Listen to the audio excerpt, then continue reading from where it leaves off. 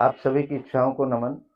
आज हमारे साथ हैं बुलट बाबा जी, जो 16 महीने की मौन तपस्या, आज हमारी अपील पर इन्होंने अपनी तपस्या को खत्म किया है। अब ये नया इतिहास लिखने जा रहे हैं। 84 कोस जो शान है ब्रजभूमि की, उनकी जो परिक्रमा है, उनको अपने क्षेत्र के तरीके से उनका विस्तार कराने जा रहे हैं। बहुत बड़े तपस्वी हैं, जो बाकी तपस्या के बारे में तो महाराज जी से खुद जानेंगे। तो आज हम उनसे जानना चाहेंगे अपने दर्शन के बारे में। महाराज जी से पता करेंगे ढोंग और पाखंड क्या है, कैसी दुनिया चल रही है, कैसे धर्म को बदनाम किया जा रहा है। महाराज जी, ओम नमो नारायण। सोहम, मेरे देवभूमि के देवताओं, ये जो भूमि है जिस पे हम बैठे हैं, ये देवताओं की भूमि है। और वो देवता कोई और नहीं, वो देवता सब आप हो। क्योंकि बिना देवताओं के अंश के आप यहां नहीं आए। जो देवताओं के अंश के यहां आए हुए हैं वो आनंद में रहते हैं, और जो देवताओं के बिना अंश के हैं उन्हें कहते हैं राक्षस। वो आनंद से परे रहते हैं। तो आज हमारे छोटे भाई संत सुरक्षा मिशन के अंतर्राष्ट्रीय अध्यक्ष, इनकी बहुत सालों से इच्छा थी कि जो पूर्वजों की 84 कोस की परिक्रमा है वो पूर्ण होनी चाहिए, वो जो काट दी गई वो कटी न हो, पूरी हो जाए। तो आज जो 16 महीने पहले मौन धारण किया था, तो आज इन सभी की इच्छाओं के अनुसार क्षेत्र के लोगों ने भी कहा कि 84 कोस की परिक्रमा पूरी होनी चाहिए, बीच में रख दे। तो आज 16 महीने का जो हमारा व्रत था, वो व्रत था अल्पाहार, न बोलना। तो उसमें हमारा 30 किलो वजन कम हुआ है 16 महीने में। तो ये आप लोगों के बिना सहयोग के कोई तपस्या नहीं हो सकती, क्योंकि जहां पे नेगेटिव ऊर्जा हो वहां कोई तपस्या सफल नहीं हो सकती, और जहां पॉजिटिव ऊर्जा हो वहां तपस्या की कोई भी जरूरत नहीं। हुआ तो पॉजिटिव में तो सफल तपस्या ही तपस्या है। अब हमारे छोटे भाई ने एक इच्छा पूर्ति दर्शन लिखा है 11,000 पन्नों का, और 26,000 वर्ष 2600 वर्ष पहले लिखा गया था। और अब दोबारा उसी आधार पे, जैसे पहले इच्छा बिन कुछ नहीं, ऐसे ही अब लिखा गया है कि बहुत महान पुरुष थे, उन्होंने कहा इच्छा बिन कुछ नहीं। ऐसा पाखंड कुछ नहीं था कि चावल से कोई पैदा हो जाए, कि कोई कान से पैदा हो जाए, कि कोई मेणुकी से पैदा हो जाए, कि कोई मोर से पैदा हो जाए। ऐसा पाखंड ना पहले था और ना अब है। ये तो एक पाखंड हम लोगों को पाखंड लगता है, जिनको अच्छा लगता हो उनका मानना है। तो यहाँ इच्छा पूर्ति दर्शन के लिए हमारे भाई पहल कर रहे हैं। उस पहल में देखो, कामयाबी जिस दिन शुरुआत धर्म की हो उसी दिन कामयाबी है, और कितनी भी शुरुआत अधर्म की कर लो वो कभी कामयाब नहीं। महाराज जी, अब हम उस पे दर्शन पे आते हैं। हमने पहला प्रश्न उसमें लिखा है, क्या कोई इस धरती पर ऐसा व्यक्ति है जिसके अंदर इच्छा ना रहती हो? व्यक्ति छोड़ो, 84 लाख योनियों में कोई जीव ऐसा नहीं है जिसकी कोई इच्छा न हो। व्यक्ति तो बहुत, एक 83,999 योनि में एक व्यक्ति बहुत एक आता है। ये तो 84 लाख योनियों में ऐसा कोई नहीं है, कोई भी जीव ऐसा नहीं है। व्यक्ति तो छोड़ दो, ये तो व्यक्ति तो एक ही आ गया। 84 लाख योनियों में कोई भी जीव ऐसा नहीं है जिसकी कोई इच्छा न हो। दूसरा प्रश्न है महाराज जी, क्या कोई ऐसा जीव है जिसकी सारी इच्छाएं पूरी हो गई हों और जिंदा हो? ऐसा इस दुनिया में कोई न हुआ है और न होगा कि जिसकी इच्छाओं का अंत हो गया हो। बहुत बढ़िया महाराज जी। तीसरा प्रश्न हमारा ये है, दर्शन के अंदर उन्होंने, दर्शन ने लिखा है कि दो इच्छाओं के मिलन से हम बने हैं। हर कोई ऐसा भी है जो बगैर दो इच्छाओं के मिलन से, मतलब माता पिता के मिले बगैर पैदा हो गया हो? पैदा तो बहुत बड़ी बात है, ये हाथ है, ये हाथ है। जब तक ये हाथ नहीं आएगा, जब तक ताली भी नहीं बजेगी, इच्छा पैदा होना तो बहुत बड़ी बात है। बहुत बढ़िया। ये एक हाथ है, इसे कोई बजा के दिखा दे, ये दूसरा आएगा तभी बजेगा।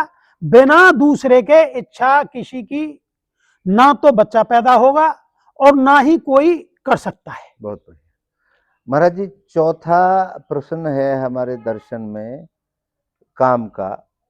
कोई ऐसा काम नहीं है इस दुनिया में जो सिर्फ इच्छा पैदा करना और पूरी करना के अलावा कोई और काम हो। ऐसा तो कोई, पहले इच्छा पैदा होगी, फिर उसकी पूर्ति होगी, फिर उससे बड़ी इच्छा होगी, फिर उससे पूर्ति होगी। अगर इच्छा नहीं बढ़ेगी, इच्छा नहीं बढ़ेगी तो उससे बड़ा आनंद किसका है? अगर इच्छा जिसकी रुक गई, जिसकी इच्छा रुक गई, वो तो आनंदित है। इच्छा तो जितनी इच्छा, आज हमारी इच्छा है कि हमें एक दूध पीने को मिल जाए, कल को इच्छा होगी रबड़ी खाने को मिल जाए, परसों को इच्छा होगी कि आज तो हमें अमृत चाहिए। क्योंकि इच्छा तो जितना इच्छा की पूर्ति करते जाओगे उतनी बढ़ती जाएगी। इच्छा के अगर तुम विपरीत चलोगे तो भक्ति है, और इच्छा के साथ चलोगे तो भक्ति नहीं कर पाओगे। महाराज जी, ये हमारा दर्शन दावा कर रहा है कि साधना अंदर अंदर ही हो सकती है, इच्छा से इच्छा का मिलन, दोनों इच्छाओं का। इसके बाहर जो है वो ढोंग पाखंड है। उसकी संज्ञा आप हमारे दर्शकों को बताएं, ढोंग और पाखंड क्या है? इच्छा, तुम अगर बाहर से इच्छा पूरी करना चाहो तो बाहर से तो कोई इच्छा आपकी पूर्ति हो ही नहीं सकती। ये तो एक हम नहीं, जब से सृष्टि की रचना हुई है, बाहर कोई कितना भी भगले, कहीं पर भी भगले, जब तक अपनी इच्छा का स्वयं मालिक नहीं बनेगा और स्वयं अपनी इच्छा से नहीं लड़ेगा और स्वयं अपनी इच्छा का पालन स्वयं नहीं करेगा, उसे कोई भी इच्छा की पूर्ति नहीं हो सकती। ढोंग और पाखंड क्या है महाराज जी आपके? ढोंग पाखंड ये है कि कोई भी चीज हम कर्म को प्रधान मानते हैं, और कोई तो जल के छींटे मार के उसे रोग को भगा देता है, कोई अंगूठी पहरा के रोग को भगा देता है, कोई भभूति देख के रोग को भगा देता है, कोई मंत्र बोल के रोग को भगा देता है। तो मैं ये कह रहा हूं, ये जो हमारे महात्मा हैं इतनी बड़ी औषधि तैयार करते हैं, उन्हें औषधि तैयार करने की जरूरत है? वो तो मंत्र से भगा देंगे। वो ये क्यों भटक रहे हैं भाई, इधर पहाड़ों मंत्र वो ला रहे हैं जड़ी बूटी, और जड़ी बूटियों से हमारे संतों ने जड़ी बूटियों से सबका स्वास्थ्य सही किया है। और ये मैं नहीं कह रहा हूं, ये मैं थोड़ी कह रहा हूं, रामायण कह रही है इस चीज को। रामायण कह रही है कि सुसैन वैद्य को लाया गया कहां से, और बूटी कहां से आई गई? पहाड़ से। अगर ऐसा ही मंत्र, ऐसी भभूति और ऐसा ही उसके तंत्र का मानते तो उसको हनुमान क्यों भेजा जाता? मैं नहीं कह रहा, ये सब वेद कह रहे हैं। और वेद उन लोगों ने लिखे हैं, उन लोगों ने लिखे हैं देवताओं ने, और देवताओं की हम संतान है, हम भी तो देवता हैं। सही बात। लोग कहते हैं कि बुरा देखन में चला बुरा नाम लिए, अरे मूर्ख हो, इस मुंह से बुरा शब्द बोल रहे हो, इस मुंह से कहो अच्छा देखन हम चले, इस मुंह से कहो अच्छा देखन हम चले, और अच्छा मिला न कोई, और जब दिल जाका आपना हमसे अच्छा न कोई। बहुत बढ़िया महाराज जी। ये हमारा दर्शन ये दावा कर रहा है कि आज तक जितने भी दर्शन लिखे गए, हजारों दर्शन दुनिया में लिखे गए हैं, वो मान्यताओं को मानते हैं। एक मान लो फलानी चीज है, और हमारा दर्शन कहता है अनुभव सबसे बड़ी चीज है। तो आप क्या कहते हैं, मान्यता बड़ी है या अनुभव? मान्यता तो वो मानते हैं, मान लो, जिनके कुछ बस की नहीं होती है। बहुत भाई, बहुत बढ़िया। जो बिल्कुल खत्म हो जाते हैं वो बैठे बैठे क्या कहते हैं, मान लो, माना के माना कि माना के, जहां माना के लग गया वहां तो खत्म हो गया सब, माना के। और जहां अनुभव उमा कहें ये अनुभव अपना भाई, और बिना अनुभव के ये जग है सपना। बिना अनुभव के तो कोई प्राप्त, माना कि क्या आ गया, किरंत परंत आ गया, ये तो गणित है। बहुत बढ़िया। गणित से काम थोड़ी चलेगा महाराज जी। ये जो इच्छा है आपने सारा बता दिया, 84 लाख योनियों में रहती है, तो ये दर्शन का लाभ क्या सभी धर्मों को मिल जाएगा या ये धर्म की भेंट चढ़ जाएगा? धर्म तो कोई है ही नहीं, एक मानव धर्म हमारा है। बहुत बढ़िया, बहुत बढ़िया। और हम एक इंसानियत के देवता हैं। बहुत बढ़िया। और जो मानव धर्म और इंसानियत के देवता बन के रहेंगे, ये जो लोग दुकानदार हैं, ये तो दुकानदार, इन दुकानदारों की भेंट थोड़ी चढ़ेगा कोई, ये तो दुकान है, इनकी दुकान चल रही है। तो ये जो आपका दर्शन है, जो 11,000 पन्नों का आप सबने लिखा है सहयोग से, हमने कुछ इसमें भागीदारी करी है, तो ये अनुभव है जो जितनी हमने अभी तक चर्चा की है, और ये सभी का अनुभव होगा जो आपका अनुभव है।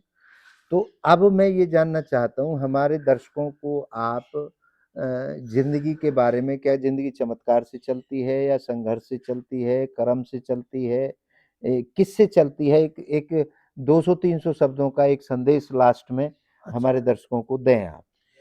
जिंदगी चलती है एक माहौल से।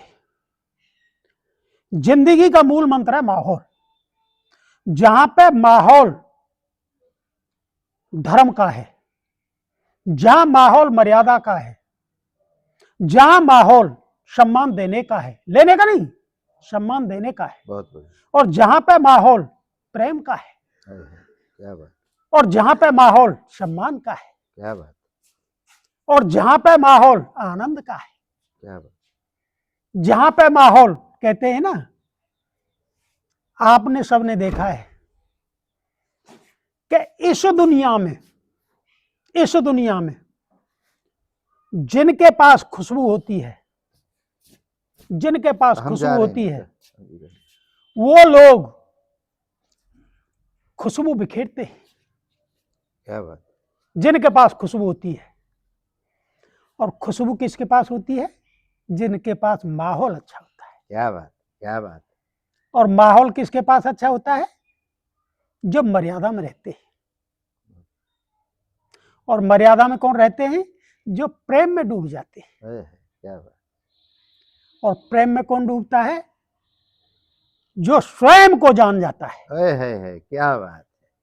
स्वयं को जान गया इंसान, उसके बराबर इस दुनिया में आनंद कोई ले ही नहीं सकता। बहुत बहुत धन्यवाद महाराज जी, बुलेट महाराज जी को, और इनकी तपस्या को मैं बार बार नमन करता हूँ। इन्होंने 16 महीने तक मौन रह करके, आप एक दिन मौन रह करके देखिए कितना बड़ा संघर्ष होता है। और महाराज जी ने 16 महीने तक मौन में रहे, अल्पाहार में रहे, 30 किलो वजन कम किया। तो इनकी तपस्या को मैं बार बार नमन करता हूँ। और आप सबसे मैं आखिर में वही 4 प्रश्न रखता हूँ। मैं वह आदमी ढूंढ रहा हूँ जिसकी सारी इच्छाएं पूरी हो गई हो। मैं वह आदमी ढूंढ रहा हूँ जिसके अंदर इच्छा ना रहती हो। मैं वह आदमी ढूंढ रहा हूँ जो बगैर 2 इच्छाओं के मिलन से पैदा हो गया हो। और मैं वह काम ढूंढ रहा हूँ जो इच्छा पैदा करना, पूरी करना, इसके अलावा कोई तीसरा काम हो।